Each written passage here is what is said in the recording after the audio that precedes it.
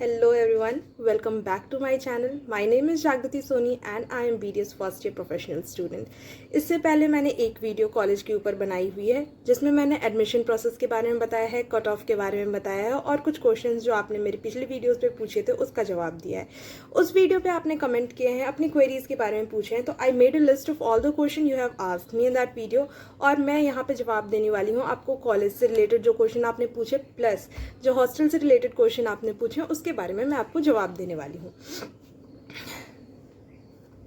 तो सबसे पहला क्वेश्चन ये है कि कॉलेज में एडमिशन का प्रोसेस कब स्टार्ट होगा।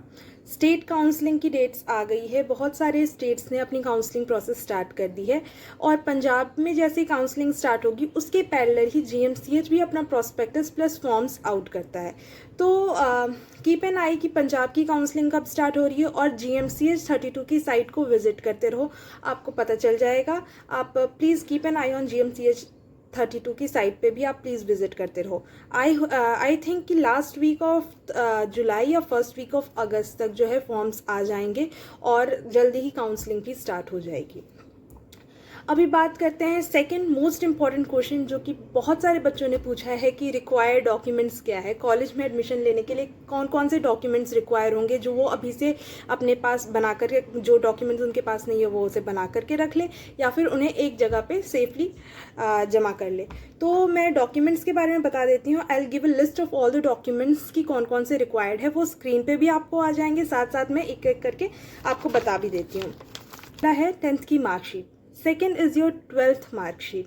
12th की मार्कशीट ले लो या 12th में अगर आपको पासिंग सर्टिफिकेट मार्कशीट के साथ दिया जाता है वो आप रखो। थर्ड इज़ योर 11th की मार्कशीट, 11th का रिजल्ट कार्ड इज़ इम्पॉर्टेंट, ये बात ध्यान रखना। 10th 11th और 12th तीनों की मार्कशीट इज़ इम्पॉर्टेंट। अगला आता है आपके पास नीट का एडमिट कार्ड होना चाहिए क्योंकि that is required during the form filling. NEET का एडमिट कार्ड जो है आपको फॉर्म फिल करते टाइम अपलोड करने को कहा जाता है। साथ ही साथ नीट का score card is also required. NEET का स्कोर कार्ड और नीट का एडमिट कार्ड ये दोनों ही आप अपने पास संभाल के रखो। तीसरा और सबसे इम्पॉर्टेंट जो है वो है आपका गैप ईयर सर्टिफिकेट। अगर आपने कोई ड्रॉप लिया है, मतलब 12th करने के बाद अगर आपने ड्रॉप लिया, आपने कहीं एडमिशन नहीं लिया और आपने ड्रॉप लेकर तैयारी की है नेक्स्ट ईयर के लिए और आपका गैप है 12th और एडमिशन लेने के ईयर में, तो आप क्या करो, आप गैप सर्टिफिकेट बनवा लो, एफिडेविट बनवा लो गैप सर्टिफिकेट का from any near by court. उसके बाद third is your character certificate. Character certificate का जो होता है वो प्रॉस्पेक्टस के अलॉन्ग एक एनेक्चर में आ जाएगा, आपको उसे फिल करवा के अपने इंस्टीट्यूट जहाँ से आपने 12th पास की है या फिर जहाँ पे आप अभी पढ़ रहे हो वहाँ पे आपने क्या करना है, वहाँ से आपको जो है ऑफिस के प्रिंसिपल के सिग्नेचर लेने होंगे उस कैरेक्टर सर्टिफिकेट पे। ठीक है, ये कैरेक्टर सर्टिफिकेट आपको प्रॉस्पेक्टस जब रिलीज़ होगी 2023 की, इस ईयर की प्रॉस्पेक्टस रिलीज़ होगी तो उसमें आपको मिल जाएगा एनेक्चर के फॉर्म में।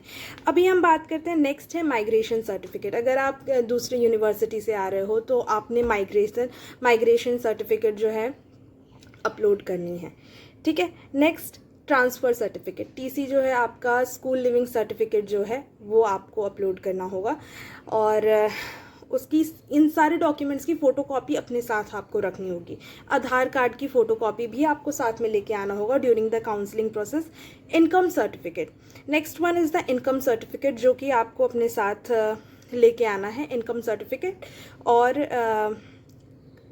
वन मोर, अगर आपने कास्ट सर्टिफिकेट ऐड करना है, अगर एप्लीकेबल है कास्ट सर्टिफिकेट अगर आप ऐड करना चाहते हो तो you should have carry your caste certificate along with your self. ठीक है, तो मैंने क्या क्या बता दिया है। सबसे पहले आपको 10th की मार्कशीट चाहिए, फिर 11th की मार्कशीट चाहिए, 12th की मार्कशीट और पासिंग सर्टिफिकेट जो है आपको लेकर आना है। Third is your caste certificate, fourth है आपका इनकम सर्टिफिकेट, फिफ्थ है नीट का स्कोर कार्ड, सिक्स्थ है नीट का admit card, seventh is your gap year certificate, 8th character certificate, 9th is your migration certificate, 10th is transfer certificate that is TC, school living certificate जिसे कहते हैं, और last है Aadhaar card certificate. ठीक है, Aadhaar card photocopy of Aadhaar card वो आपको साथ में कैरी करना है। तो ये मैं लास्ट ईयर की ट्यूशन फ़ी आपको एग्जैक्ट अमाउंट में इस बार बता देती हूँ. 2022 में we were asked to make a demand draft of ₹1,51,905. ये एग्जैक्ट अमाउंट है, ₹1,51,905. और ये जो ट्यूशन फ़ी है ये वेरी करेगी इस साल. 10% इंक्रीज़ होती है ट्यूशन फ़ी में. So you will get to know all about these. जब प्रोस्पेक्टस रिलीज़ होगा तो उसमें हर चीज़ मेंशन होगी, डॉक्यूमेंट्स मेंशन होंगे, और जो भी फ़ी होगी वो मेंशनड होगी, और कैसे आपको वो जमा करनी है वो भी दिया होगा आपको. ठीक है, you don't have to worry about it. Moving on to the next question. Next question है अबाउट रिफंड ऑफ फ़ी, कि फ़ी की रिफंडिंग होती है या नहीं. तो जी हाँ, बिल्कुल होती है रिफंडिंग ऑफ फ़ी. अगर किसी ने पूछा था कि एमसीसी के काउंसलिंग के रिजल्ट में अगर उन्हें कहीं और कॉलेज अलॉट हो जाता है once they have taken admission in this college, तो क्या फ़ी रिफ़ंड होगी. तो जी हाँ, कॉलेज की फ़ी रिफ़ंड होती है with in 1 month of admission. आपने अगर यहाँ पे एडमिशन ले लिया है कॉलेज में और within 1 month of admission जो है आपने ऑफिस में जाके बता दिया कि I don't want to continue in this college, and कोई भी पर्सनल इशू है या फिर कहीं और कॉलेज अलॉट हो गया, ये आप बता देते हो, तो ऑफिस वाले जो होते हैं वो आपका फ़ी रिफ़ंड कर देते हैं. कंप्लीट फ़ी रिफ़ंड हो जाता है. और विद इन 1 मंथ की मैं बात कर रही हूँ. और अगर आपकी काउंसलिंग का रिजल्ट थोड़ा लेट आया, मीन्स आफ्टर 2 मंथ्स आया, ठीक है, तो there is a time period given and that will be very well mentioned in the prospectus कि अगर 1 या 2 महीने के बाद आपका रिजल्ट आता है या फिर कुछ भी ऐसा होता है, you don't want to continue, within 2 months जो होता है ये टाइम पीरियड दिया रहता है. विद इन 2 मंथ्स जो है आपके पैसे रिफंड हो जाते हैं, और थोड़े बहुत जो है प्रोसेसिंग फ़ी वगैरह कटती है, लेकिन आपकी फ़ी जो होती है वो रिफंड हो जाती है. दैट इज़ अप्रॉक्सीमेटली 45 डेज़ के बिटवीन. अगर आप जो है कॉलेज को इन्फॉर्म कर देते हो कि you don't want to continue in this college, तो आपकी फ़ी रिफंड हो जाएगी. ठीक है, नेक्स्ट क्वेश्चन है आपका हॉस्टल से related. Now will be talking about the questions which you have asked about the hostel. ठीक है, अब आ जाते हैं हम हॉस्टल के बारे में जानने के लिए. हॉस्टल से रिलेटेड बहुत सारे क्वेश्चन आए हैं. सबसे पहला क्वेश्चन है कि हॉस्टल की फ़ी क्या है. तो अगर मैं गर्ल्स हॉस्टल की बात करूँ तो the fee is approximately around 6,000 for 1 semester, that is 6,000 for 6 months.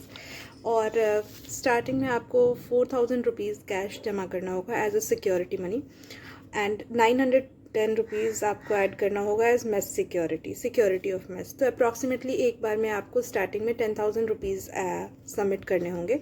After that पर सेमेस्टर आपको अराउंड 6,000 रुपीज़ देना होगा. Next question is wifi available.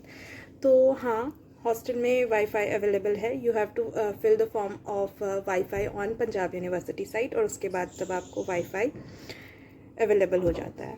Next question है आपका कि single seater rooms are available for BDS student और not. So no, single seater rooms are not available for undergraduate course of BDS. And आगे की last question related to hostel है. Hostel के timing के related question है कि hostel में इन और आउट का क्या टाइम है. तो हॉस्टल इज़ 24/7 ओपन, और यहाँ पे कोई भी रिस्ट्रिक्शन नहीं है आने या जाने की. You can get out of the hostel at any time. So the hostel is 24/7 open. तो मैंने I tried answering most of your questions about the college as well as about the hostel. की hostel allotment जो होती है वो merit list के according होते हैं, आपके मार्क्स के अकॉर्डिंग, नीट के मार्क्स के अकॉर्डिंग जो है आपको हॉस्टल अलॉट होता है. And one more question that is asked, that is review about the college का रिव्यू कैसा है. So this is a good college. And second thing की जो है पेशेंट फ्लो काफ़ी अच्छा है. So this is the review about the college I would like to give. और इसके अलावा अगर आपको कोई भी डाउट है you can again ask in the question. और अगर प्रोस्पेक्टस या फॉर्म की डेट आती है I will surely try to make another video on it, और I will notify you about the admission process once it has been started. Okay, thank you, and all the very best for your future.